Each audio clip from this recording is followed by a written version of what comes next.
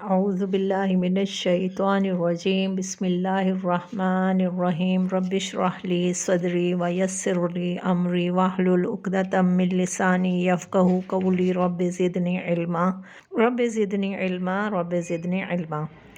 ہم نے اپنی پچھلی آیات میں پچھلے لیسن میں ہم نے بشر نامی ایک منافق کی خیانت کے بارے میں پڑھا تھا کہ اس نے چوری کی، لیکن اس نے وہ الزام جو ہے ایک یہودی پر ڈال دیا۔ قریب تھا کہ حضور صلی اللہ علیہ وسلم ان کی باتوں میں آ کر فیصلہ کرتے، لیکن اللہ تعالیٰ کی طرف سے وحی نازل ہو گئی اور وہ خائن اور وہ خصیم جو شخص تھا وہ ظاہر ہو گیا۔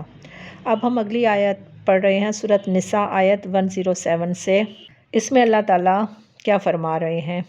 لفظی ترجمہ: والا اور نہ تجادل، آپ جھگڑا کریں، عن الذین، ان کی طرف سے جو یختنون، خیانت کرتے ہیں، انفسہم، اپنے نفسوں سے، یعنی ان کی خیانت صرف لوگوں سے نہیں ہوتی بلکہ وہ خود سے بھی خیانت کرتے ہیں، اپنی ذات سے ان کی خیانت ہوتی ہے۔ ان، بے شک، اللہ لا نہیں، یحب، پسند کرتا، من، اس کو جو کانا ہو، خوانن، بہت خائن، اثیما، بہت گناہ گار۔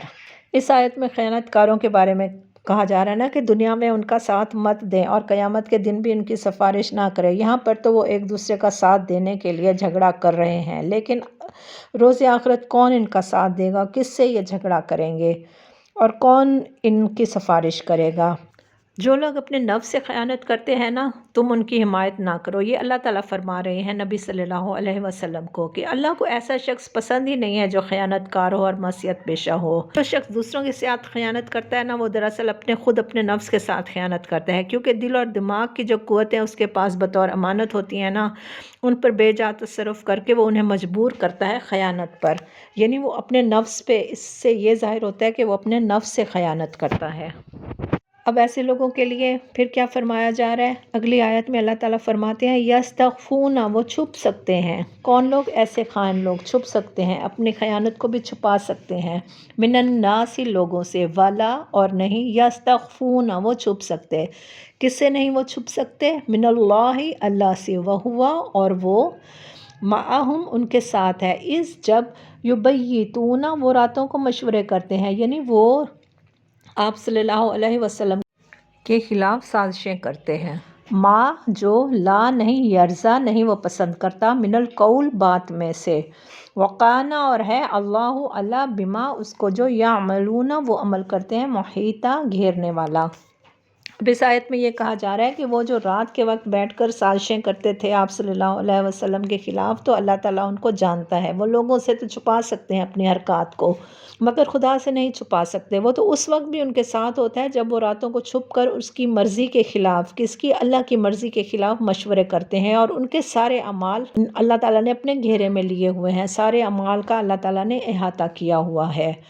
ہاں انتم، خبردار تم، ہؤلائی، وہ لوگ ہو۔ اب یہ بنو ظفر کو خبردار کیا جا رہا ہے کہ جادل تم، جھگڑا کیا تم نے، انہم، ان کی طرف سے، یعنی کس کی طرف سے؟ خائن کی طرف سے، فی الحیات دنیا، دنیا کی زندگی میں، فمن، تو کون، یجادل، جھگڑا کرے گا، اللہ سے، انہم، ان کے بارے میں، یعنی یہاں پر تو تم نے ان کے خلاف، ان کے ساتھ دے کر ان کے ساتھ لیے جھگڑا کر لیا، لیکن جب اللہ کی طرف جاؤ گے تو پھر وہاں کون تمہارا ساتھ دے گا؟ وہاں کون جھگڑا کرے گا؟ یوم، دن، القیامت، قیامت کے، ام، یا من، کون، یکون، ہوگا، علیہم، ان پر، وکیلا، کارساز۔ اس آیت میں یہی کہا جا رہا ہے کہ ان جھوٹی سازشوں سے تم نے یہاں پر تو ایک دوسرے کا ساتھ دے کر بچا لیا ایک دوسرے کو، لیکن جو قیامت کے روز ان کی طرف سے کون جھگڑا کرے گا؟ آخر وہاں کون ان کا وکیل ہوگا جو ان کی وکالت کرے گا اور ان کو بچانے کی کوشش کرے گا؟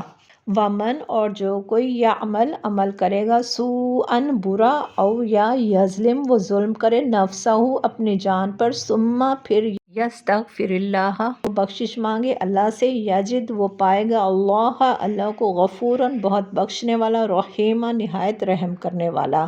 اب اس آیت میں کہا جا رہا ہے کہ جو بھی کوئی برا عمل کرتا ہے انسان، تو اگر وہ اپنے کیے پر نادم ہو کر اللہ سے بخشش مانگتا ہے، استغفار کرتا ہے، تو اللہ تعالیٰ جو ہے درگزر کرنے والا اور نہایت رحیم ہے، اور وہ اس کی درخواست کو قبول کر سکتا ہے، قبول کر لے گا۔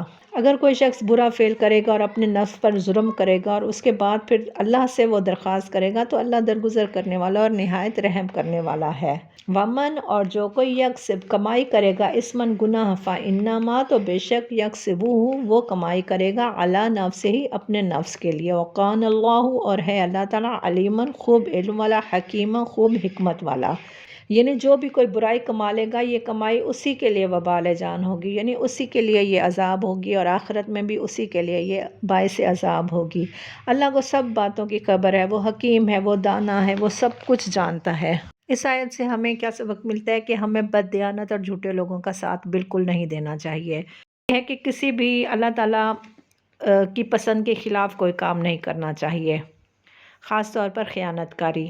اور ہم یہاں پر تو لوگوں سے اپنی حرکات کو چھپا سکتے ہیں مگر اللہ سے نہیں چھپا سکتے، اس لیے جب کوئی غلطی سرزد ہو جائے تو فوراً اللہ تعالیٰ سے معافی مانگنی چاہیے، نہ کہ اس کو چھپا کر اور بحث و مباحثے میں پڑنا چاہیے۔ اللہ کی طرف رجوع کرنا چاہیے۔ کوئی بھی برا عمل ہم یہاں کرتے ہیں تو وہ ہم اللہ سے نہیں چھپا سکتے، اور اگر کوئی گناہ کرتے ہیں تو اس کا الزام کسی دوسرے پر بالکل بھی نہیں ڈالنا چاہیے۔ سبحانک اللہم و بحمدک اشہد ان لا الہ الا انت استغفرک و اتوب الیک۔ السلام علیکم ورحمۃ اللہ وبرکاتہ۔